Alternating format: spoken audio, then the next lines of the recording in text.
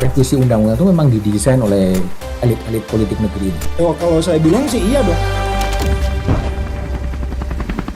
Pak Jokowi akan dihormati banyak orang kalau dia berani mengambil langkah evaluasi peradilan, reformasi, perintahkan kepada Menko Polhukam.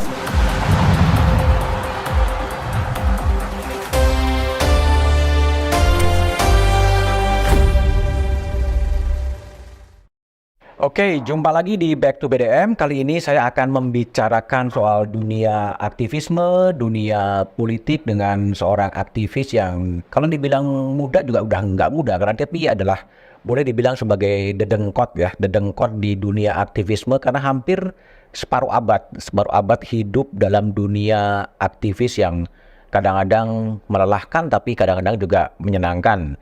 Teman saya ngobrol kali ini adalah Direktur Eksekutif Amnesty International Usman Hamid. Usman, gimana kabar? Baik. Baik ya? Terima kasih Mas Budiman. Betul ya? 25 tahun di dunia aktivis?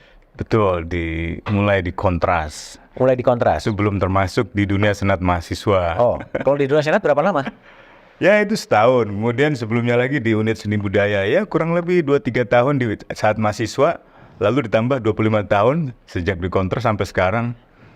Ya seperempat abad kurang lebih lah. Kalau tadi Mas Budiman bilang separuh abad, kalau separuh abad usia saya. Oke, seperempat abad ya, seperempat abad atau 26 atau 7 tahun ya? Ya.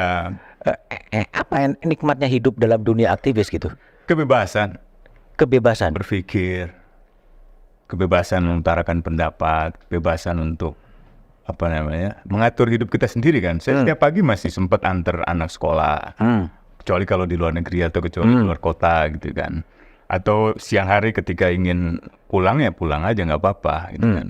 Apalagi sejak masa pandemi ini kan saya kira banyak fleksibilitas ya. Tapi di masa-masa kritis tentu saja mungkin di kantor bisa hampir dari pagi sampai malam seperti Mas Budiman. Atau 24 jam. 24 jam. Ada kasus-kasus berat gitu. Iya. Tapi gimana, aktivis kan butuh hidup juga ya. Jadi gimana aktivisme itu harus bisa menghidupi diri sendiri, menghidupi keluarga, gimana caranya? Wah kalau itu ada aja tuh jalan.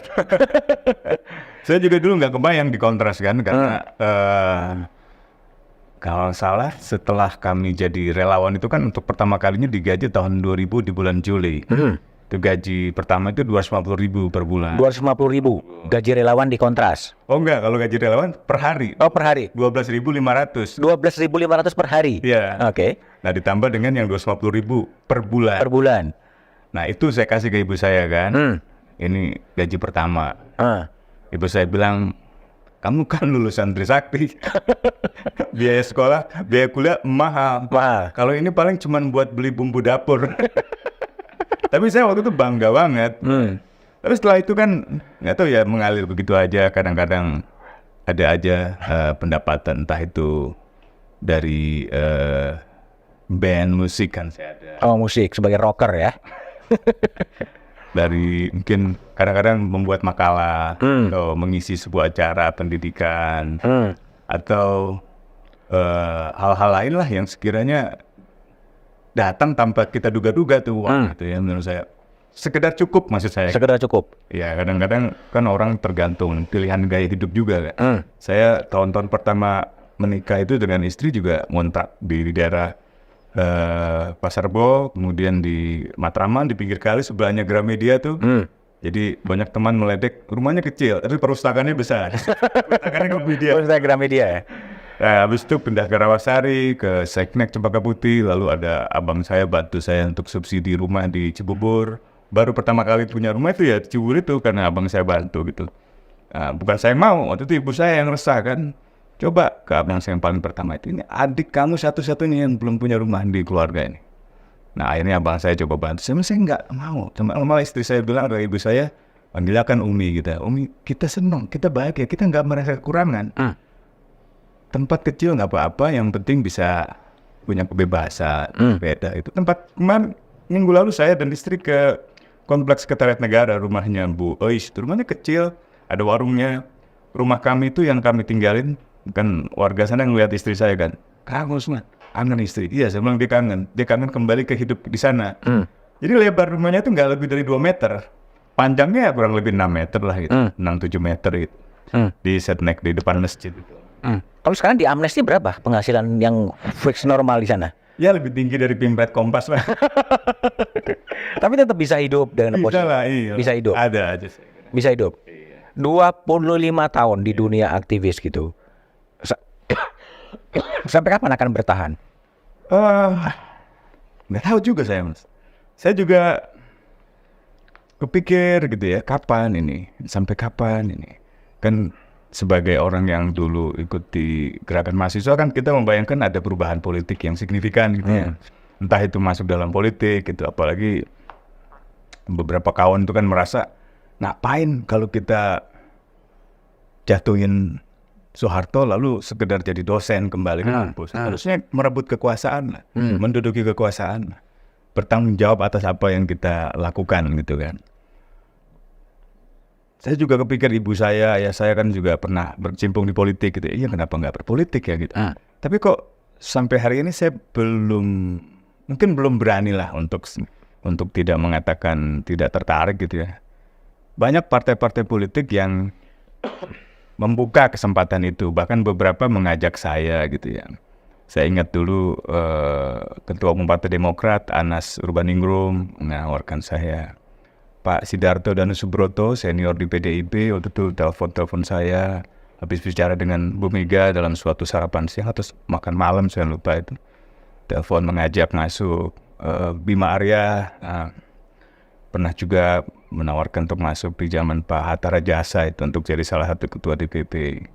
Juga Pak Agung Laksono zaman Golkar, seingat saya itu juga pernah menawarkan itu. Nanti membuka diri lah. Kebetulan ibu saya juga kan dulu pernah di Golkar gitu ya. Saya sangat menghargai semua kesempatan itu ya. Tapi saya kok kalau membaca-baca literatur gitu dan mengamati sendiri keadaan politik kita tuh belum ideal memang keadaan partai kita. Masih tergantung pada pemimpin, masih dikelola dengan segelintir elitnya saja, belum terlalu profesional dalam mengelola partai. Tidak ada iuran anggota yang bisa mengikat akuntabilitas pimpinan partai. Masih tergantung pada 1-2 sumber pendana besar yang hari ini disebut-sebut oligarki. Kan? Dan secara ideologi yang jauh lebih penting, saya kira di luar urusan-urusan material begitu, belum ada semacam kecocokan hati aja gitu. Dengan partai politik? Dengan partai politik gitu. Mungkin kalau ada partai politik yang punya visi misalnya untuk hak asasi manusia, untuk penyelesaian kasus pelanggaran HAM berat masa lalu, tragedi Trisakti, tragedi Semanggi, tragedi 65 gitu. Saya kira saya nggak ragu lah untuk masuk dalam partai politik yang serius gitu ya. Dan punya semacam kader-kader yang kuat gitu ya. Meskipun kalau saya cerita ini kawan-kawan di partai bilang ya kalau gitu masuk dong gitu kan. Bantu dong gitu kan. Ya, benar juga.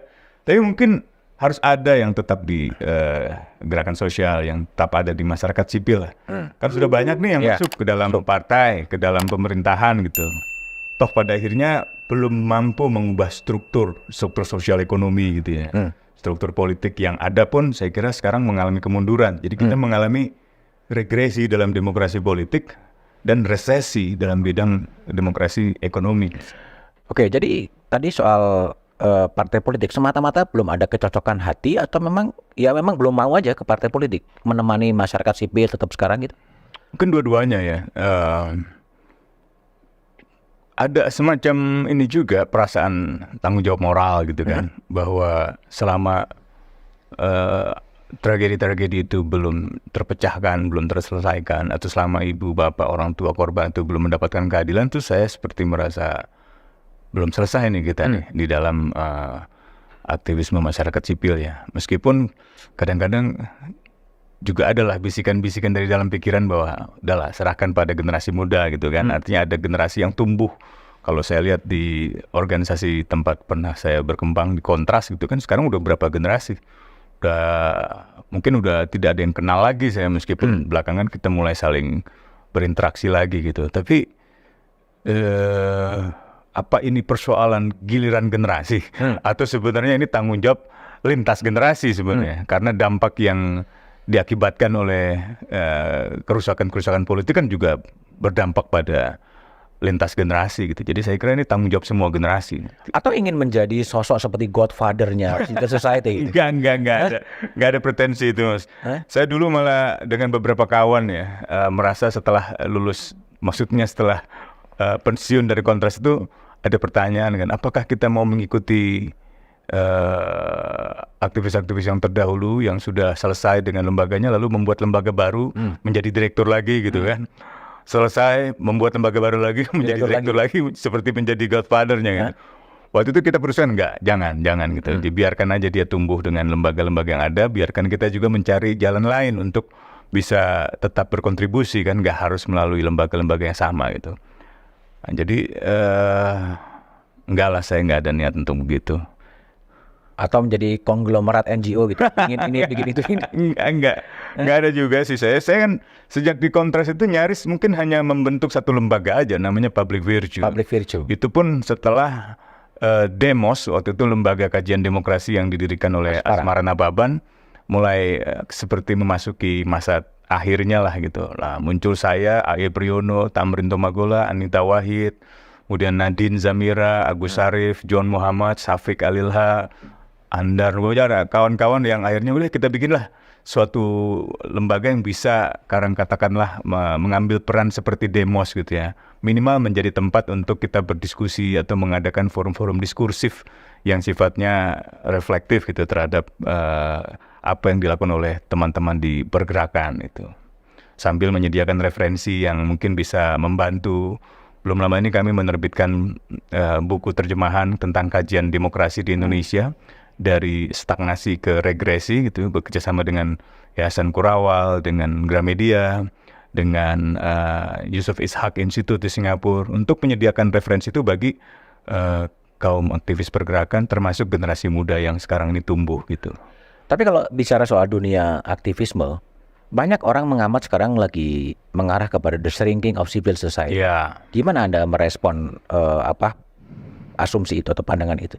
Ya, memang itu terjadi dan salah satunya adalah karena regresi itu juga maksudnya karena penyempitan ruang kebebasan sipil itu juga terjadi karena kemunduran demokrasi di tingkat elit ya. Artinya ada undang-undang represif yang dipakai lagi, ada upaya-upaya untuk mengembalikan sistem politik seperti dulu gitu kan, memundurkan agenda reformasi, melakukan resentralisasi pemerintahan, melemahkan lembaga KPK untuk memundurkan agenda korupsi, dan juga lembaga penegak hukum lainnya seperti kepolisian. Kepolisian juga menjadi lebih cenderung represif, cenderung partisan, bahkan cenderung melayani pemerintah yang berkuasa, melakukan kriminalisasi, tidak mau mengusut peretasan akun-akun aktivis. Itu kan banyak sekali, dan tahun lalu Amnesty merilis bulan Oktober ada 358 kalau tidak salah kasus serangan terhadap kebebasan sipil. Nah, kita meresponnya dengan pertama menyebarluaskan itu kesadaran bahwa ruang sivil kita, ruang publik kita, ruang kritik kita itu sedang menyempit. Penyebabnya apa? Penyebabnya undang-undang yang represif, penggunaan taktik yang represif, pelemahan penegakan hukum, politisasi lembaga-lembaga penegak hukum, resentralisasi pemerintahan, menurunnya kualitas partai politik, menurunnya independensi media gitu. Jadi seluruh faktor-faktor penyebab dari kemunduran demokrasi dan lebih khusus lagi kemunduran kebebasan sipil itu kita coba jelaskan itu untuk kita jadikan semacam bahan refleksi bersama supaya ada di dalam kesimpulan yang sama gitu. Dan saya kira sekarang hampir semua aktivis organisasi masyarakat sipil memiliki kesadaran bahwa ruang publik kita, ruang kritik kita sedang menyempit gitu. Sedang menyempit. Dan itu lebih banyak karena pengaruh state ya? Lebih banyak serangan dari atas, dari state gitu. Dari bawah ada misalnya polarisasi atau kelompok-kelompok intoleran yang beberapa tahun dulu kerap kali menyerang aktivis gitu ya, atau menyerang minoritas atau menyerang warga yang kritis gitu. Tapi belakangan kan semakin jelas bahwa serangannya lebih banyak dari negara. Tapi juga banyak pilihan-pilihan dari aktivis masyarakat sipil yang kemudian bergabung saja kepada negara, kepada state gitu kan. Iya ada. Mencoba mengubah perubahan-perubahan dari dalam. Iya. Tapi faktanya juga belum sepenuhnya berhasil ya. Ya, belum sepenuhnya mampu mengimbangi kekuatan yang anti reformasi gitu atau anti demokrasi gitu. Tapi ada beberapa kali momen di mana masyarakat sipil dianggap berhasil ya. Misalnya ketika undang-undang penghapusan kekerasan dalam rumah tangga, atau tahun terakhir kemarin itu ada undang-undang penghapusan kekerasan seksual. Itu kan di kalangan aktivis ya, kita merasa ini gerakan masyarakat sipil terutama kalangan perempuan berhasil memperjuangkan suatu agenda yang penting, bukan hanya murni dari kalangan gerakan masyarakat sipil, tapi juga berkolaborasi dengan para aktivis yang masuk di dalam partai politik, di dalam parlemen begitu. Kalau dulu kan di perdebatan sebelum jatuhnya Orde Baru kan ada dua mazhab. Yang pertama adalah perubahan yang dipaksakan dari luar, tetapi juga ada yang kemudian harus masuk ke dalam untuk melakukan pengubahan. Nah, setelah refleksi hampir 20-an tahun reformasi, sebenarnya mazhab pemikiran mana yang sebenarnya lebih valid? Paksa dari luar. Dipaksa dari luar. Artinya memang masyarakat harus tetap mengandalkan kemampuan mobilisasi, kemampuan protes, penggalangan massa gitu. Kalau kita lihat beberapa tahun terakhir misalnya pengesahan undang-undang hukum pidana, pengesahan undang-undang KPK itu kan berhenti karena kekuatan sipil memobilisasi diri gitu ya. Selain memang pengetahuan, hasil-hasil penelitian itu menjadi amunisi kan, tapi daya paksa itu yang akhirnya mengubah, menghentikan agenda negara, meskipun nggak bertahan cukup lama lah. Dalam tahun-tahun terakhir akhirnya disahkan juga undang-undang revisi KPK itu kan, revisi undang-undang KPK, kemudian revisi undang-undang hukum pidana. Tapi 2019 kan itu gagal, gerakan sipil berhasil itu menahan itu. Meskipun undang-undang itu berhasil akhirnya lolos, artinya kita kalah, tapi juga di sisi lain kita ada kemenangan-kemenangan lain kan. Misalnya mencegah amandemen konstitusi untuk memperpanjang masa jabatan presiden untuk ketiga kalinya. Itu kan dengan upaya-upaya itu gagal untuk dilakukan. Atau amandemen konstitusi untuk mengembalikan pemilihan langsung menjadi pemilihan yang tidak langsung di MPR. Itu juga kan gagal. Itu kan karena tekanan, karena perlawanan gerakan masyarakat sipil, karena kekuatan paksa dari luar gitu. Atau misalnya beberapa yang gejala yang terakhir ini untuk menunda pemilu gitu ya. Itu juga menurut saya pada akhirnya elit menerima tekanan itu. Oke, kita akan menggelar pemilu tanpa ditunda. Kita akan menggelar pemilu tepat waktu gitu. Jadi menurut saya adalah hal-hal yang mestinya disyukuri lah gitu. Itu semata-mata karena memang kekuatan mobilisasi masyarakat sipil, atau juga kemudian partai politik yang harus berkompromi dengan tekanan yang cukup kuat dari kombinasi antara keduanya. Juga ada friksi kan di dalam elit kan, di dalam negara gitu kan. Dan nggak selamanya dia monolitik. Kadang-kadang ada pertarungan-pertarungan di antara mereka sendiri untuk memperebutkan sumber-sumber politik atau sumber-sumber ekonomi, atau konstelasi yang berubah gitu ya. Komposisi siapa yang berkoalisi dengan pemerintah yang berkuasa dan siapa yang kemudian beroposisi itu kan berubah-berubah juga sepanjang sepanjang waktu berjalan gitu. Dan kalau kita lihat coraknya kan antara corak pemerintahan yang memang diisi oleh partai-partai politik yang kartelistik gitu ya. Kartelistik dalam arti sebenarnya mereka tuh nggak bersaing, nggak ada juga perbedaan ideologi di antara mereka gitu. Tetapi mereka membangun semacam aliansi yang kolusif gitu ya, untuk sama-sama mengeruk kekayaan negara gitu, atau kekayaan nasional gitu, melalui penguasaan pos-pos politik itu gitu. Nah ini yang menurut saya seringkali membuat mereka di antara mereka sendiri kan bergesekan gitu. Bahkan di antara para oligark gitu kan, itu juga bergesekan, sehingga agenda-agenda tertentu yang semula menguntungkan mereka secara bersama karena mereka terpecah, akhirnya di antara mereka juga nggak setuju untuk melanjutkan agenda itu. Misalnya perpanjangan masa jabatan yang ketiga kali untuk Presiden Jokowi. Itu kan mereka yang mungkin punya kepentingan pada proyek Ibu Kota Nusantara, atau misalnya punya proyek Belt and Road gitu kan. Itu semuanya ingin mendorong ke arah sana gitu ya. Tapi ketika di tengah jalan terjadi perpecahan koalisi, akhirnya mereka ikut dengan gerakan sipil kan, dengan gerakan masyarakat sipil, dalam arti menolak penundaan atau menolak masa jabatan presiden diperpanjang untuk yang ketiga kalinya gitu. Jadi perpecahan-perpecahan di antara koalisi-koalisi besar itu juga sangat tergantung kepada isunya ya. Pada isunya. Tidak akan terus akan permanen ya. Betul. Artinya kan ya berubah-ubah tergantung kepada isu, tergantung kepada kepentingan yang ada. Ya, ambil contoh salah satu kenapa Jokowi misalnya dan kelompok pendukungnya ingin memperpanjang masa jabatan presiden untuk yang ketiga kalinya kan karena mungkin dia tidak melihat kecocokan dengan calon-calon presiden yang dimunculkan oleh partainya sendiri sebagai penggantinya. Mereka nggak yakin bahwa agenda-agenda ekonomi yang mereka sudah bangun akan dilanjutkan misalnya gitu. Itu kan akhirnya terjadi merapuhkan kekuatan politik mereka sendiri gitu kan. Kalau kita lihat sekarang ini juga orang partai-partai politik yang semula berkoalisi sekarang kan berseberangan, berbeda pilihan berdasarkan dukungan dan afiliasi kepada calon presiden gitu. Nah, meskipun nanti setelah pemilu dugaan saya kartelisasi partai itu kembali terjadi gitu ya. Jadi persaingan-persaingan yang sekarang ini terjadi sebenarnya hanya bersifat sementara saja. Sampai ada yang menang, lalu yang kalah pun akan merapat ke sana untuk sama-sama mengeksploitasi sumber-sumber Seperti yang negara. terjadi pada 2019. Seperti yang terjadi pada 2019. Artinya di 2024 pun bukan tidak mungkin itu terjadi kembali. Bukan tidak mungkin, karena belum ada perubahan signifikan yang misalnya secara ideologis gitu. Belum ada tuh platform partai yang secara ideologis berbeda sama sekali, belum ada. Dan itu diakui. Termasuk platform dari bakal calon presiden. Apalagi itu masih terkesan teknokratik gitu kan. Meskipun mulai ada nih forum-forum seperti kemarin debat di UGM, mulai ada usaha untuk memfasilitasi adu gagasan gitu kan oleh Najwa Shihab. Di Kompas juga kan saya kira Mas Budiman dan Mas Kwidi juga menggelar forum-forum di mana adu kebijakan, adu gagasan, adu platform itu bisa dibicarakan itu. Nah itu yang mungkin perlu didorong ke depan. Artinya kalau memang kita berkaca pada kepentingan atau pengalaman tahun 2019, seharusnya juga tidak harus terlalu baper ya, mendukung orang secara berlebihan, membenci orang secara berlebihan, karena pada saatnya nanti mereka juga akan bersanding juga sebenarnya. Iya, pada akhirnya nanti kita nggak akan bisa membedakan mereka secara ideologi, secara kebijakan ya. Meskipun saya berharap adalah perbedaan ideologi itu dalam arti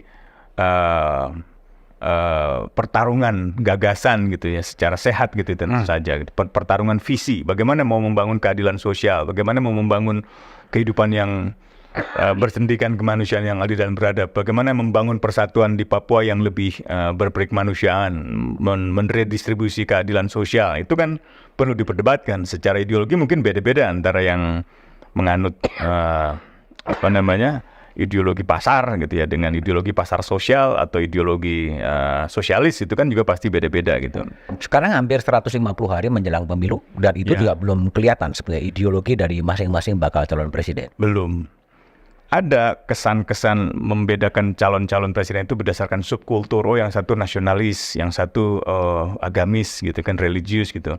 Tapi tidak lebih dari sekedar pelekatan identitas itu saja. Belum memperlihatkan apa lalu kebijakan nasionalis, kebijakan kaum nasionalis dan kebijakan kaum agamis misalnya gitu. Itu juga belum kelihatan gitu. Dalam soal keadilan sosial, dalam soal sumber daya alam, dalam soal korupsi lingkungan, dalam soal penyelesaian pelanggaran HAM berat itu belum kelihatan. Tapi di kalangan partai politik itu pun nggak ada pembeda juga kan, semuanya bekerja untuk rakyat, semuanya meminta suara dari rakyat, tapi platformnya nggak ada yang membedakan sama sekali sebetulnya. Nggak ada. Nah ini yang akhirnya membuat masyarakat nggak punya pilihan yang nyata, nggak punya real choice di dalam ballot box itu, di dalam kotak suara itu. Karena memang akhirnya mereka harus kembali pada kelompok-kelompok masyarakat sipil kan. Padahal seharusnya kan mereka disalurkan kepentingannya oleh partai-partai politik.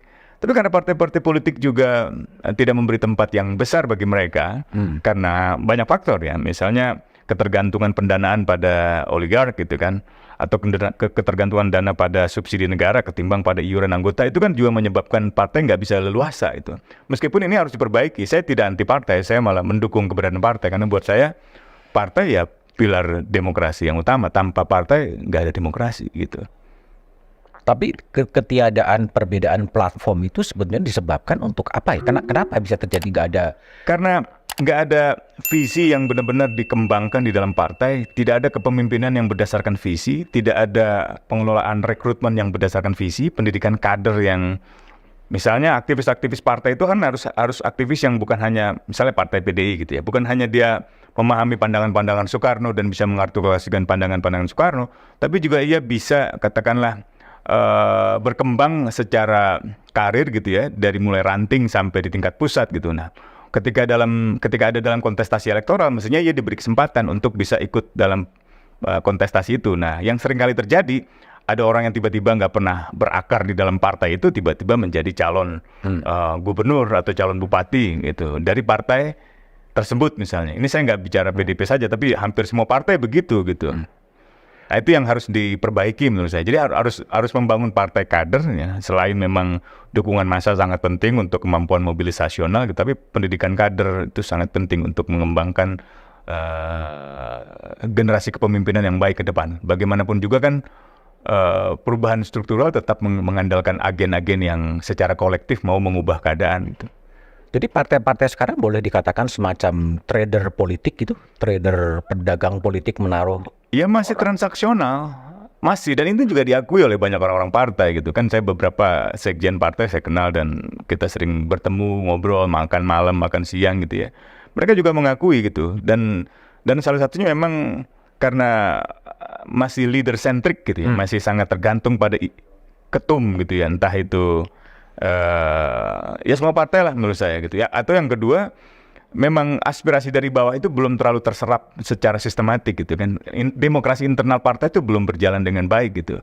Ditambah sekarang nih kan, partai juga menjadi objek intelijen gitu kan. Jadi partai nggak leluasa juga kan pasti di dalam mengambil keputusan-keputusan internal gitu. Dan mereka juga pasti merasa nggak nyaman, merasa nggak bebas di dalam menjalankan kehidupan partai gitu. Dan beberapa kasus korupsi yang terjadi di era SBY sampai di era Jokowi kan sebenarnya juga tidak lepas dari problem pendanaan partai gitu ya. Kasus Anas Urbaningrum misalnya itu kan jelas sekali, atau kasus Presiden PKS gitu kan, atau kasus Ketua Umum Partai P3 gitu ya. Hampir semua kasus yang terjadi melibatkan pimpinan partai itu rata-rata bukan lebih karena problem pendanaan partai kan. Makanya beberapa sarjana mengusulkan agar ada perbaikan pendanaan partai politik gitu. Ada subsidi seperti dibiayai oleh negara. Dibiayai oleh negara, dinaikkan. Ya, sebenarnya tahun 99 oleh Gus Dur sudah diberikan. Tapi tahun 2005 oleh Pak SBY kan dikurangi lagi. Nah sekarang udah mulai mau didorong dinaikkan lagi.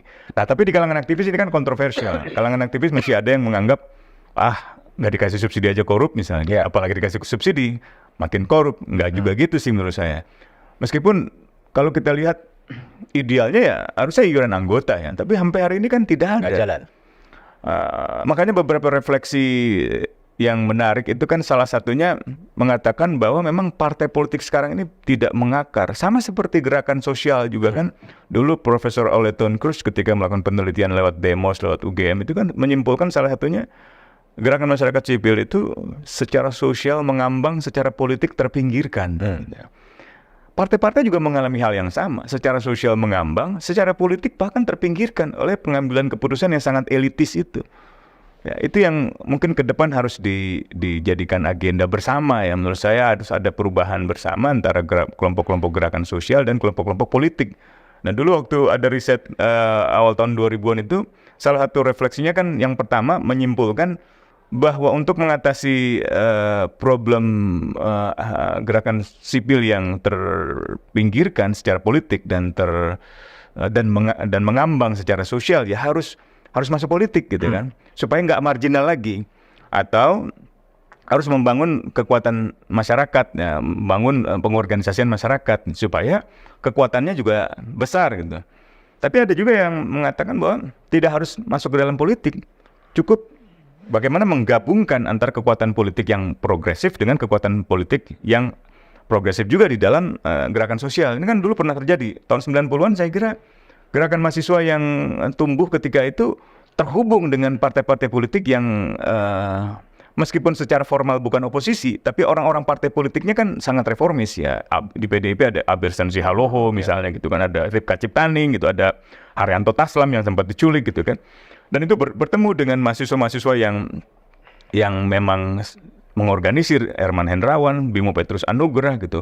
Bertemu juga dengan tokoh-tokoh intelektual yang nggak punya massa, tapi punya pengetahuan yang baik kayak Marsilam Simanjuntak, Ali Sadikin gitu ya, mantan pejabat, mantan gubernur, mantan jenderal, tapi punya komitmen yang progresif gitu. Atau bertemu lagi dengan kelompok-kelompok LSM seperti di YLBHI gitu dan mahasiswa. Jadi kekuatan mobilisasi mahasiswa, kekuatan LSM seperti LBH dan seterusnya, kekuatan tokoh-tokoh individu seperti Ali Sadikin, Marsilam, Gus Dur dulu, ditambah dengan orang-orang yang berkomitmen di dalam partai politik terhadap agenda reformasi, itu yang akhirnya mendorong perubahan besar itu. Nah, tanpa ada kombinasi kekuatan itu saya ragu itu. Koalisi sebenarnya ya. Iya, Koalisi dari aliansi ya. Aliansi. oposisi berdasarkan agenda. Misalnya turunkan Soeharto, berantas KKN, cabut dui fungsi ABRI gitu kan, desentralisasi pemerintahan gitu.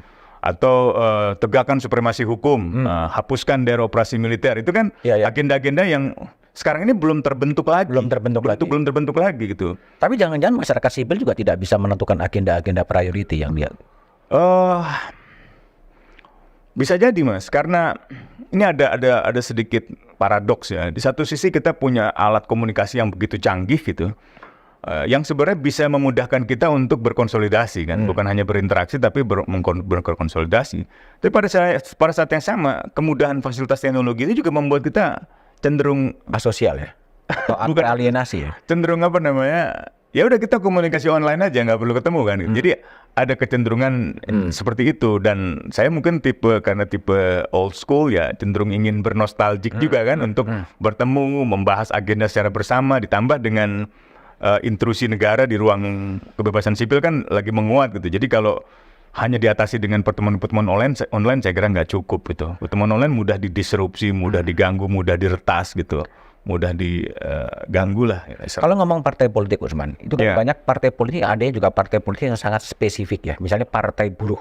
Oh ya. Ya itu kan sebenarnya sangat spesifik, tentunya asumsinya kan mereka memperjuangkan kaum-kaum Iya. bekerja gitu. Ya, Kenapa ini tidak tumbuh dan cukup mendapatkan suara dari publik?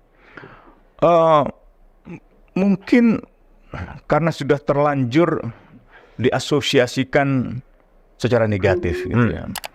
Nah, kekuatan buruh sebenarnya sangat kuat di tahun 50-an, 60-an gitu kan, terutama melalui partai komunis gitu ya, atau melalui partai sosialis gitu. Tapi setelah era Orde Baru, indoktrinasi anti komunisme itu sedemikian rupa sampai menciptakan pandangan yang negatif terhadap kaum buruh itu. Entah karena mereka dianggap sering menimbulkan kemacetan karena aksi-aksi besarnya gitu ya. Entah karena bias kelas, menurut saya itu juga terjadi gitu. Dan beberapa kali ini disesalkan oleh Profesor Fedi Hadis kan, karena dia merasa sayang sekali kelas buruh di Indonesia itu nggak berfungsi secara optimal gitu. Dan padahal untuk merubah struktur ekonomi politik Indonesia ya perlu kelas pekerja kan gitu.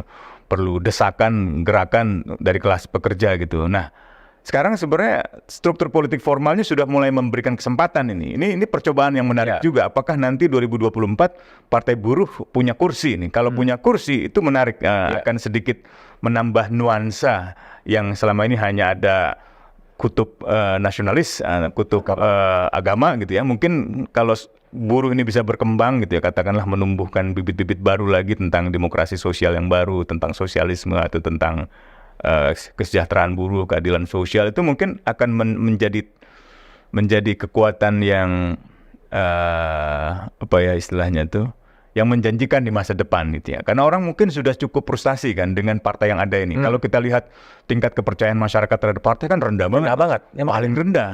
Iya, DPR juga rendah. DPR rendah. Itu DPR terendah kedua. Yang paling dipercaya malah TNI. Itu kan aneh kan. TNI kan sebenarnya representasi dan penopang rezim militer di masa Orde Baru gitu. Tiba-tiba beberapa tahun terakhir ini mendapatkan tingkat kepercayaan yang paling tinggi. Nah, itu apakah karena ketidaktahuan masyarakat, atau karena benar-benar memang TNI telah berubah gitu, atau karena skandal-skandal yang melibatkan TNI itu tertutup rapih karena sistem hukumnya, sistem peradilannya belum bisa menjangkau masalah itu, seperti kasus korupsi kan. Kemarin kita ramai tuh soal Basarnas. Nah, itu kan TNI aktif duduk di jabatan sipil, mau, tapi ketika korupsi tidak mau tunduk pada hukum sipil. Oke. Nah, itu kan membuat publik tidak bisa melihat. Tapi kembali ke dalam partai politik, tingkat kepercayaan masyarakat terhadap partai itu rendah sekali. Rendah banget. Dan ini juga sebabnya kadang-kadang saya agak gergetan ya dengan partai. Kita nih dalam soal pernyataan Presiden tentang data-data intelijen tentang kegiatan partai politik itu kita merasa kita membela partai politik juga nih. Tapi mungkin masyarakat juga kayak nggak mau membangun suasana yang kritis terhadap pernyataan Presiden itu, yang membahayakan kehidupan partai politik, membahayakan demokrasi. Ditambah di sisi lain partai politik juga tidak dipercaya oleh masyarakat, dan masyarakat seperti merasa udahlah partai politik gitu.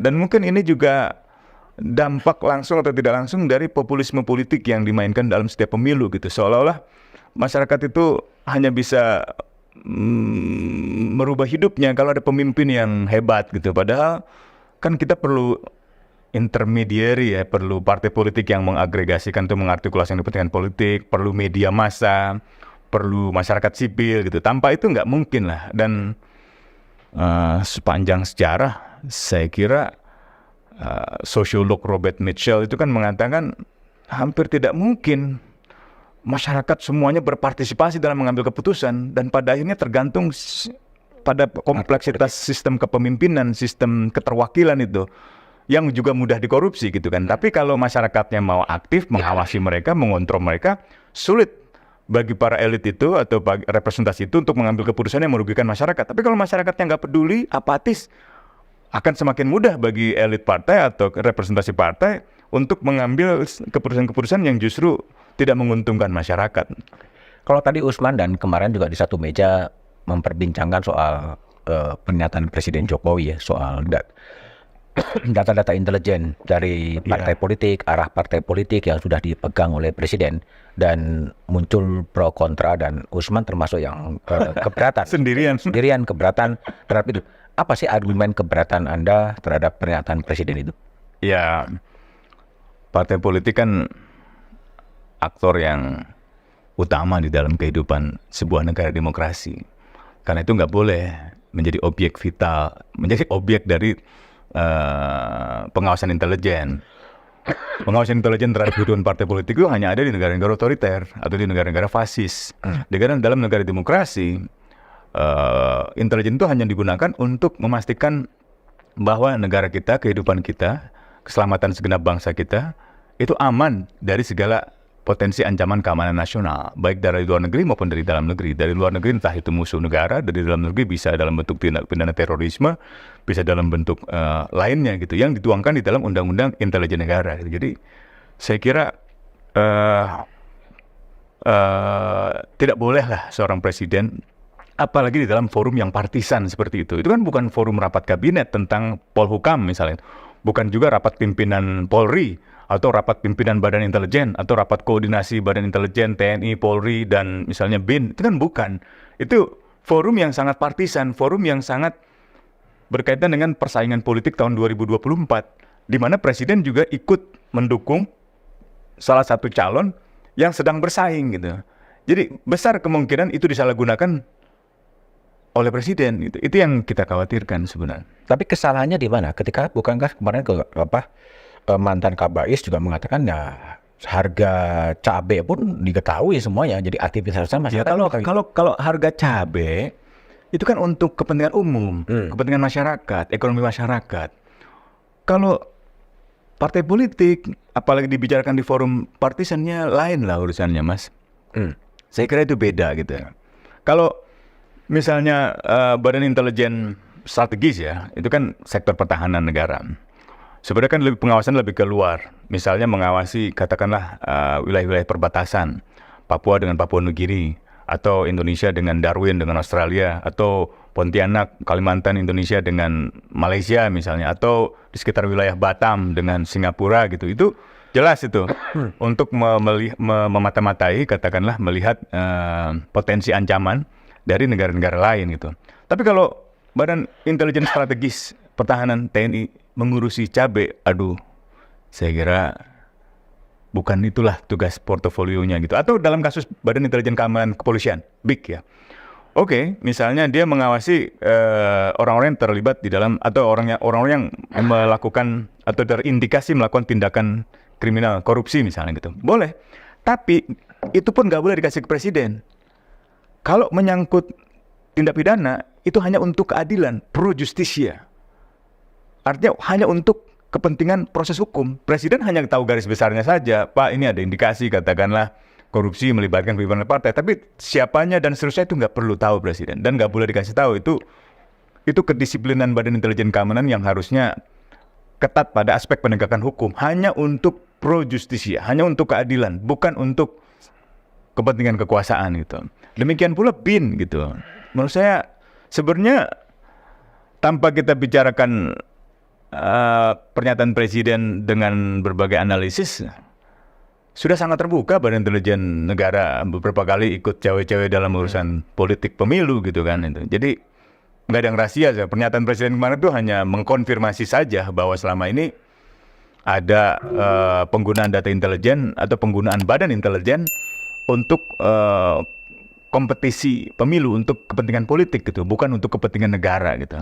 Tapi kira-kira kalau Usman baca ketika Presiden menyampaikan bahwa dia mengetahui semua dinamika dalam parpol, arah-arah politik parpol gitu, disampaikan dalam forum Seknas, forum relawan gitu, kira-kira pesan yang mau disampaikan apa sih sebetulnya?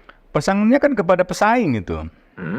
Kan dia di situ berarti dia ada dalam kubu Seknas. Gitu kan. Seknas mendukung Ganjar. Ya meskipun belakangan kan Jokowi dinilai mendua, apakah dukung Ganjar atau dukung Prabowo gitu. Karena dua-dua kubu ini sama-sama memanfaatkan nama Jokowi ya, yang kita bisa lihat di dalam berbagai spanduk banner di seluruh pulau di Indonesia ini gitu. Atau pertanyaan lainnya adalah kalau dilihat dari intonasi, dilihat dari gestur, mimik muka, itu bernada ancaman itu menurut saya. Yang diancam siapa? Partai pesaing yang tidak setuju pada capres yang didukungnya. Atau yang tidak ikut dengan garis politiknya, yang tidak mau menyelamatkan agenda-agendanya setelah dia tidak lagi berkuasa, yang tidak lagi mau melanjutkan agenda-agenda pembangunan yang dia rasa sudah maju di masanya gitu. Tidak ada yang mau menjamin dinasti politiknya gitu. Atau itu terlihat sekali dalam kasus anaknya yang wali kota Solo itu kan. Itu juga cenderung membuat bukan hanya badan intelijen terpolitisasi, tapi juga bisa berpotensi disalahgunakan oleh presiden gitu. Dan ini kan bukan barang baru, di banyak penggalan sejarah atau di perbandingan negara-negara lain juga terjadi itu penyalahgunaan intelijen untuk kepentingan-kepentingan politik gitu, seperti skandal Watergate di Amerika atau dalam kasus sejarah Indonesia menurut saya yang paling kentara itu di masa Syahrir ketika memimpin menjadi Perdana Menteri, itu kan bertentangan dengan kelompoknya Tan Malaka di dalam koalisi oposisi itu. Akhirnya sampai badan intelijen itu digunakan untuk menculik Syahrir kan gitu. Dan di masa Orde Baru operasi khusus Pak Bushro Muqaddas, pimpinan Muhammadiyah kan juga melakukan disertasi ini cukup menarik gitu tentang rezim intelijen di Indonesia. Bagaimana operasi-operasi intelijen untuk menyudutkan partai politik itu terjadi. Misalnya operasi komando jihad gitu. Jadi menciptakan kelompok-kelompok Islam yang radikal untuk menyudutkan partai P3, partai Islam yang satu-satunya ketika itu menjelang pemilu tahun 71 seingat saya itu. Jadi ada operasi-operasi khusus semacam itu, atau operasi-operasi khusus lainnya di tahun 80-an awal ketika juga mulai terjadi persaingan yang cukup kuat antara P3, Golkar dan PDI ketika itu. Jadi ini yang menurut saya menunjukkan bahwa pengalaman-pengalaman di masa lalu memperlihatkan betapa intervensi seorang presiden terhadap badan intelijen itu bisa berakibat fatal terhadap kehidupan demokrasi kita. Bukan hanya kehidupan partai, tapi kehidupan demokrasi secara umum. Kan nggak boleh orang ditakut-takuti dengan dimata-matai. Kalau saya rapat di internal di dalam partai politik gitu kan, tiba-tiba ada rasa ketakutan diawasi di intel itu. Dan yang namanya badan intelijen kan bukan sekedar mengumpulkan informasi, bukan information gathering aja, tapi juga bisa melakukan covert action, bisa melakukan operasi gitu, operasi politik gitu. Itu yang juga diingatkan oleh Gubernur Lemhanas kan, Andi Wijayanto. Bahkan Andi mengatakan jangan sampai terjadi Watergate skandal gitu. Meskipun dia mencoba lebih diplomatik dengan mengatakan ya presiden mestinya tahulah batas-batas itu gitu. Mungkin kan kalau presiden tahu semua informasi apa yang terjadi di Republik ini kan sangat wajar ya. Dia punya semua perangkat, tapi problemnya kan kemudian dikemukakan bahwa saya tahu semuanya kepada publik itu gitu. Sehingga pengungkapkan kepada publik inilah yang kemudian kalau dia diam saja kan sebenarnya nggak no issue kan sebetulnya. Ya kalau di dalam dunia intelijen kan begitu, sepanjang nggak diketahui nggak ada yang salah kan. Kalaupun ketahuan ya nggak diakui akhirnya. Ada mekanisme namanya agent disposal. Kalau Mas Budiman intel sama saya intel juga, kita berdua operasi terus gagal ya kita nggak akan diakui itu. Nah tapi kalau kita berhasil juga nggak akan dipuji. Namanya intelijen, penuh kerahasiaan gitu kan. Tapi yang penting dari situ bukan sekedar apakah dia ekspos atau tidak, melainkan apakah benar badan intelijen mengintai, memata-matai partai politik. Kalau itu benar itu salah. Nah itu yang kita minta kepada Komisi 1 DPR untuk menyelidikinya gitu. Meskipun kami sadar di dalam Komisi 1 atau dalam DPR kan partai-partai pendukung pemerintah jauh lebih dominan gitu ya. Artinya tidak mungkin lah hanya misalnya PKS saja atau Demokrat gitu ya. Kemarin saya dengarkan Hinca Panjaitan juga cukup kritis gitu ya, atau politisi PKS siapa Al-Habsyi dan satu lagi saya lupa itu. Mereka mempertanyakan kenapa dibuka, itu juga penting. Tapi yang juga lebih penting adalah apakah ada netralitas dari presiden, apakah ada netralitas dari Badan Intelijen Negara dalam konteks pemilu gitu. Mestinya kan tidak ikut cawe-cawe lah gitu ya. Kan dulu di era 98 ketika reformasi terjadi, kan badan-badan intelijen yang sifatnya mengawasi kegiatan politik dihapuskan, Mas. Badan intelijen di ABRI, BIA waktu itu, atau di BAKIN, nah itu kan dihapuskan. Mestinya udah nggak boleh ada lagi. Di polisi juga nggak boleh ada lagi. Ini kan kalau yang di kepolisian itu warisan dari zaman polisional kolonial Belanda, di mana Belanda menaruh badan khusus di dalam kepolisian untuk sekaligus mengawasi gitu pergerakan kaum anti kolonial, mulai dari Budi Utomo, Serikat Islam, PKI, PNI gitu ya, NU gitu, yang melawan kolonial Belanda atau melawan kolonial Jepang ketika itu diintel-inteli oleh badan intelijen khusus gitu. Itu yang nggak boleh menurut saya itu. Tapi kan ketika Pak Jokowi menyampaikan itu kepada publik kan punya maksud ya, artinya bukan semata-mata sekedar berpidato menanggapi Seknas, tapi memang ada maksud bahwa kami tahu loh semuanya arah-arah partai politik gitu. Sebetulnya diarahkan kepada tim relawan-relawan Jokowi yang berbeda pilihan atau seperti apa? Ya, kalau saya baca ulang lagi itu kan kira-kira Pak Jokowi mau bilang bahwa kalian relawan harus belajar dari saya, dari zaman saya wali kota, gubernur dan seterusnya sampai saya merasa bisa memajukan Indonesia gitu kan. Nah, salah satu caranya ya saya ngerti nih kegiatan gerak-gerik partai politik gitu kan. Nah, ini bisa saja itu berpesan kepada pihak lain gitu ya, bahwa karena pengetahuan saya berdasarkan data intelijen itu tidak dimiliki oleh Anda jangan main-main dengan saya. Gitu. Karena kan nggak semua ketua umum partai punya akses yang sama. Nah, kecuali memang data itu untuk negara. Mereka bisa meminta representasi mereka di dalam Komisi 1 untuk mengakses datanya. Meskipun di Komisi 1 misalnya kalau ada subkomisi intelijen, itu kan disumpah untuk menjaga kerahasiaan. Nah, kan dia tidak mungkin kalau misalnya dia memeriksa data intelijen yang sudah melalui sumpah kerahasiaan itu tiba-tiba menyangkut kehidupan partai politiknya. Kan DPR dan Presiden itu kan sama-sama end user, sama-sama pengguna akhir.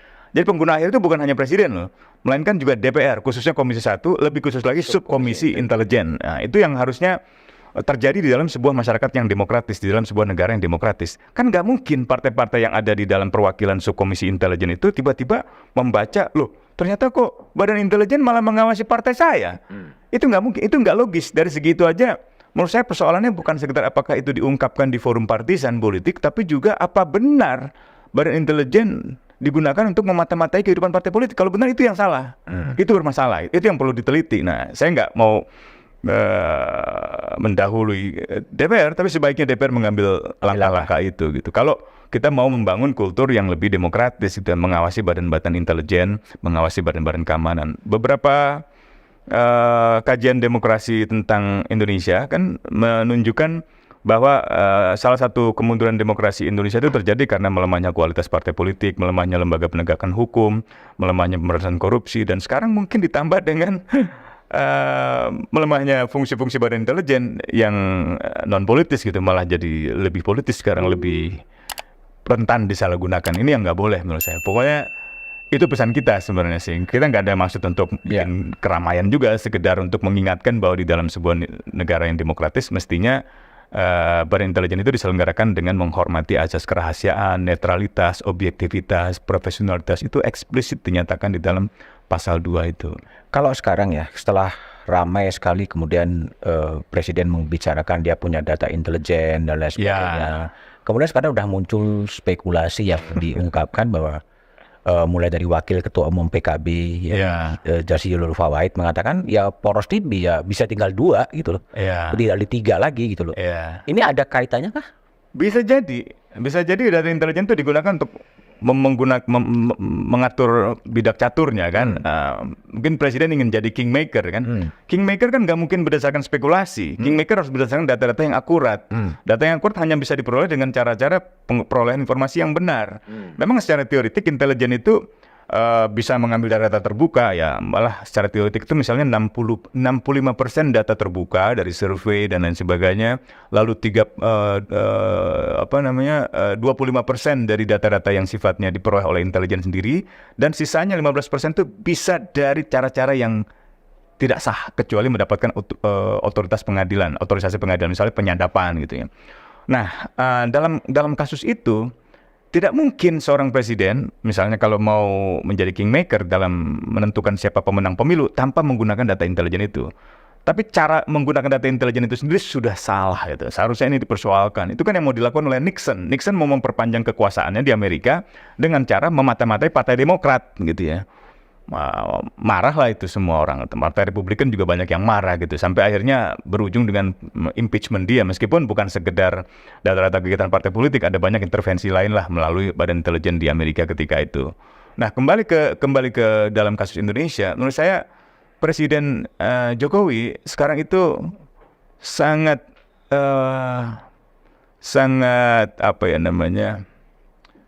terkesan kuat ingin mengintervensi hasil pemilu itu untuk memastikan ya bisa dibenarkan ya, misalnya ingin legasinya dilanjutkan oleh presiden yang baru, oke lah gitu ya. Tapi kalau sampai dilakukan dengan cara-cara yang tidak fair, yang menggunakan badan intelijen yang seharusnya tidak digunakan untuk kepentingan politik, itu saya kira keliru gitu. Itu yang nggak boleh terjadi. Dan itu harusnya dikoreksi oleh parlemen. Iya, apalagi kalau sampai berujung, ya taruhlah itu tadi penentuannya jadi 2 pasangan gitu. Itu juga bisa mengakibatkan polarisasi kembali di dalam politik Indonesia gitu. Nah, ini yang sebenarnya masalah mendasar ya, selain masalah lain seperti parliamentary threshold, electoral threshold, itu ambang batas parlemen, ambang batas presiden yang membuat pilihan kita sangat terbatas. Kasihan masyarakat kan. Nah, partai politik jadi kesusahan sendiri. Padahal kalau partai politik tidak membatasi ambang batas parlemen, ambang batas calon presiden, itu kan mereka dengan leluasa mencalonkan ketua umumnya. Dan kuncinya pada presidensial threshold sebenarnya. Iya, pastinya itu dihilangkan lah itu, karena nggak sesuai dengan hak konstitusional gitu. Itu Pak. Oke, bagian-bagian terakhir Mat. Menurut Anda yang udah hampir 25 tahun sebagai aktivis ya, mulai dari mahasiswa sampai kepada isu-isu asasi manusia itu. Sekarang yang saya tanya, problem paling besar yang dihadapi oleh bangsa ini sebetulnya apa sih? Korupsi. Dia menyebabkan berbagai sendi kehidupan sosial kebangsaan rusak. Pengelolaan sumber daya alam harusnya diperuntukkan bagi kemakmuran rakyat, hanya kemakmuran elit. Kan angka kemiskinan kita memang berkurang ya sedikit ya, tetapi ketimpangannya naik. Dengan kata lain, yang kaya makin kaya, yang miskin makin miskin. Itu data BPS.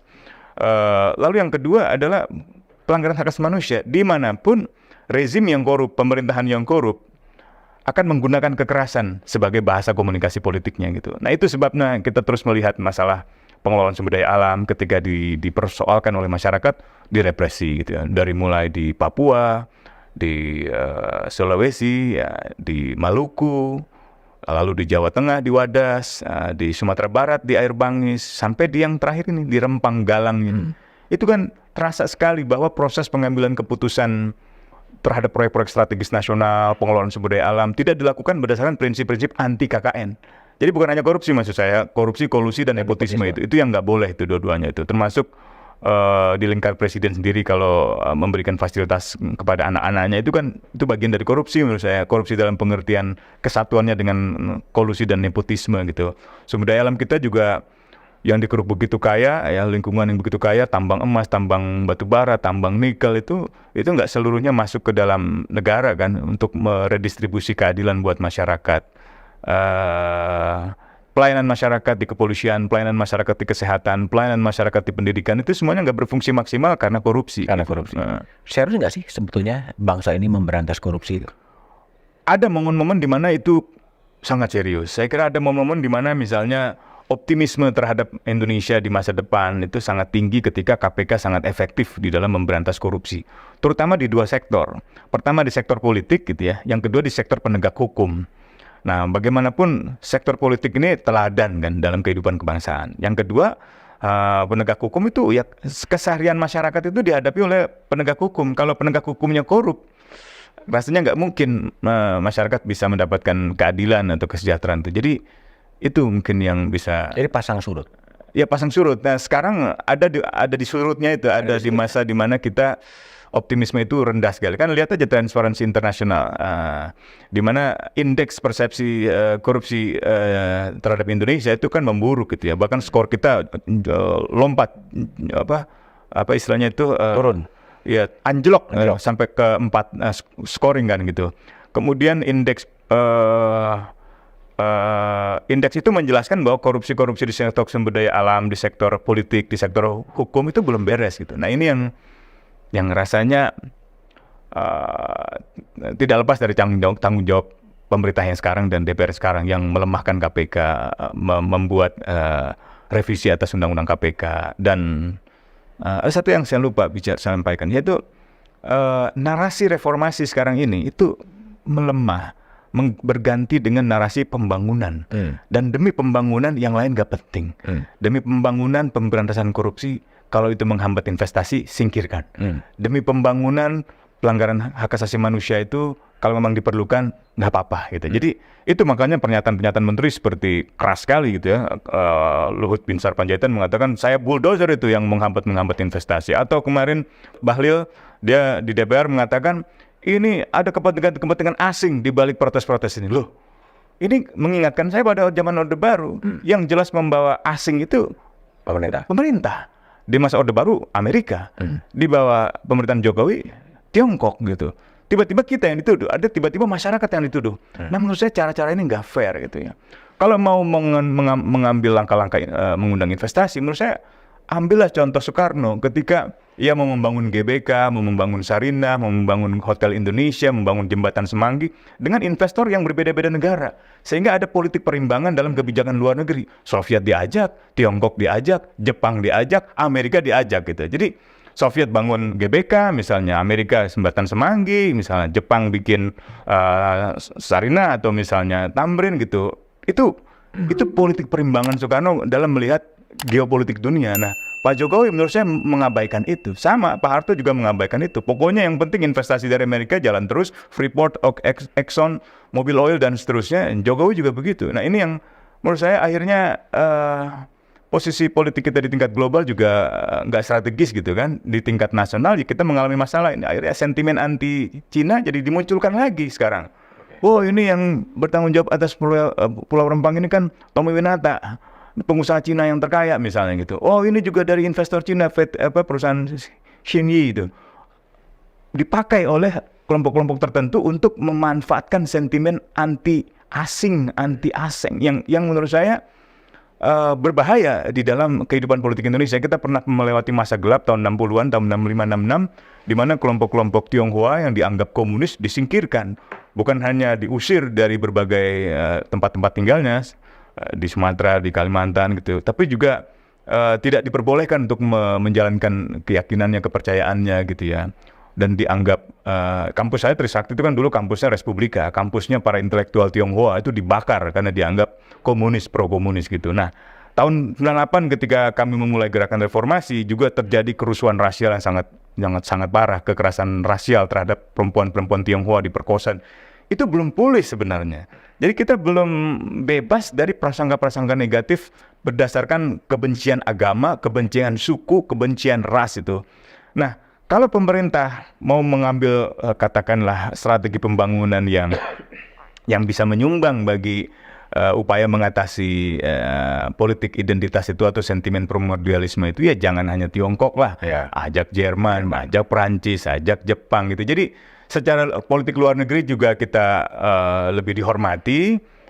Tidak kan dalam kasus kereta cepat Perdana Menteri Jepang kan kecewa kan karena Jokowi menolak tawaran Jepang gitu kan. Sampai ada karikatur di Jepang yang menunjukkan Jokowi mengemis-kemis kepada Xi Jinping sementara Perdana Menteri Jepang dalam kondisi yang sangat marah gitu. Nah itu menurut saya penting lah supaya tidak terjadi pelanggaran hak asasi manusia di tingkat bawah gitu. Jangan-jangan ada kolusi di dalam menentukan proyek itu. Jangan-jangan ada korupsi di dalam penentuan proyek itu. Sehingga setiap ada kritik terhadap proyek itu dihadapi dengan kekerasan gitu. Kekerasan sebagai bahasa komunikasi dari penyelenggaraan pemerintahan yang korup. Kalau mimpi Usman soal sebagai aktivis yang sudah begitu lama soal Indonesia, Seperti apa sih wajah Indonesia yang diidealkan seorang Usman Hamid? Kembali ke dalam cita-cita membangun pemerintahan yang masyarakat yang sosialis. Sosialis yang mengatur sumber daya negara, sumber daya keadilan itu benar-benar merata gitu ya, untuk yang miskin, untuk yang tidak punya tanah, untuk yang tidak bersekolah, yang tidak punya pekerjaan gitu. Kalau yang sekarang terjadi kan sebaliknya. Retorikanya masih tentang keadilan sosial, tentang kemanusiaan yang adil dan beradil, tentang Pancasila, tapi praktiknya enggak. Ada banyak klaim tentang kita nih maju. Infrastruktur, saya akui lah, infrastruktur baik di ibu kota seperti Jakarta maupun di sebelah wilayah itu ada kemajuan. Tapi apakah infrastruktur itu mengubah distribusi keadilan sosial buat masyarakat, atau hanya memfasilitasi arus modal dari yang golongan yang kaya? Rasanya belum. Itu. Nah, saya membayangkan ke depan tuh kita masih bisa lah mencapai tujuan-tujuan masyarakat yang sosialis itu, yang setara, yang menghormati sesama tanpa membedakan suku, agama, ras, menghormati hak asasi manusia, menghormati kebebasan, dan memastikan ada redistribusi keadilan itu bagi masyarakat yang miskin gitu ya, sehingga ketimpangan tidak seperti sekarang ini. Angka kemiskinan aja sebenarnya masih tinggi kan sekarang, 26 juta, 9% lebih. Itu yang dengan ukuran yang sekarang ya. Kalau ukurannya bisa dirubah ya bisa nambah lagi. Lalu angka ketimpangan makin tinggi. Ini makin jauh dari cita-cita masyarakat sosialis Indonesia itu. Kalau masyarakat yang agraris diterjemahkan ke dalam negara lain, kira-kira seperti apa? Ya SOSDEM jadinya ke Nordic ya, ke Skandinavia. Itu welfare state. Kenapa? Welfare state. Welfare state, arah ke sana memang. Jadi SOSDEM. Tapi dengan pajak yang tinggi. Pajak yang tinggi. Sebenarnya nggak apa-apa kan. Kalau kita mau menerapkan pajak, asal pajak kepada orang-orang yang memang memiliki sumber kekayaan alam yang tinggi, gitu, membatasi kepemilikan tanah. Sebenarnya undang-undang agraria kita sangat sosialis. Undang-undang agraria kita membatasi kepemilikan tanah bagi seseorang yang kaya itu maksimal seingat saya 25 hektar. Sementara bagi yang miskin minimal, petani miskin itu nggak boleh gurem, nggak punya tanah. Minimal dia harus punya tanah 5 hektar. Oke. Itu undang-undang semacam itu. Cuman undang-undang semacam itu yang hancur kan dengan undang-undang penanaman modal asing, undang-undang kehutanan tahun 67, 68, terus di masa Orde Baru. Hilang itu watak sosialisme di dalam sistem sosial ekonomi masyarakat, di dalam sistem hukum kita gitu. Bahkan kalau kita lihat lambang hukum dan keadilan kita, dulu ini catatannya Pak siapa namanya sih ini? Aduh, saya lupa kok. Indonesianis, bukan Indonesianis. Danlev mengamati ternyata tahun 50-an akhir itu lambang keadilan Indonesia yang semula Dewi Keadilan, artinya menutup mata, memegang pedang hukum keadilan dan tidak membeda-bedakan orang, itu berubah menjadi pohon beringin gitu. Dan di situ keadilan tidak lagi dalam kesetaraan, melainkan di dalam suatu relasi yang atas bawah, patronase gitu. Nah, ini yang saya kira harusnya diubah ke depan menjadi masyarakat yang benar-benar setara gitu ya. Kalau kita konsisten memilih republik kan mestinya kesetaraan warga, penghormatan martabat manusia, penegakan hukum itu menjadi sendinya. Oke, kapan masyarakat sosialis yang diidamkan oleh Usman ini bisa tercapai? Kalau partai politik memiliki visi ideologi yang kuat pada keadilan sosial, pada kesejahteraan sosial, kalau pemimpin-pemimpin partai politik sudah mulai mengandalkan kekuatan ide, imajinasi, bukan kekuatan material di dalam berpolitik, dan tentu saja kalau masyarakat sipilnya, gerakan sosialnya terus-menerus menyusun agenda bersama, membela kepentingan-kepentingan masyarakat yang tertindas, yang terpinggirkan, gitu. Tapi optimis bisa tercapai? Saya masih optimis karena 5 tahun terakhir kelihatan sekali bahwa gerakan sosial di Indonesia tidak sekedar memperjuangkan kebebasan-kebebasan dalam arti demokrasi liberal, demokrasi politik, misalnya kebebasan berpendapat, kebebasan berkumpul, berserikat, ya, beroposisi, kebebasan pers, itu penting, nilai-nilai demokrasi liberal, demokrasi politik gitu. Tapi mereka juga membawa isu-isu reforma agraria, naikkan upah buruh, lindungi tanah petani, lindungi tanah-tanah adat, itu kan isu-isu demokrasi sosial, isu-isu sosialis sebenarnya. Jadi ada bibit-bibit gerakan SOSDEM yang baru di Indonesia gitu. Jadi kalau Profesor Ole Thornkers di Swedia mengatakan Indonesia masih dalam proses pencarian untuk menemukan demokrasi sosial di Indonesia, mungkin tahun-tahun ini kita udah mulai melihat bibit-bibitnya di tingkat bawah ya. Kalau di tingkat atas ini yang terjadi cenderung mengalami kemunduran, mengalami kemerosotan, mengalami regresi gitu. Nah mudah-mudahan kalau ada kesadaran di dalam partai-partai politik untuk menjaga jarak dengan ketergantungan pada material dari kelompok-kelompok oligarki, ada kesadaran di dalam gerakan masyarakat, di dalam masyarakat tidak lagi anti partai, tapi mau mendukung partai, mau memperbaiki partai politik, bukan mustahil cita-cita itu bisa terwujud. Oke, thank you Usman, terima kasih. Itulah gagasan dan pikiran dari Usman Hamid soal masyarakat sosialis di Indonesia. Entah kapan akan tercapai, tapi itulah mimpi seorang Usman Hamid yang sampai sekarang minimal masih bertahan di dunia aktivisme sosial dan aktivisme politik.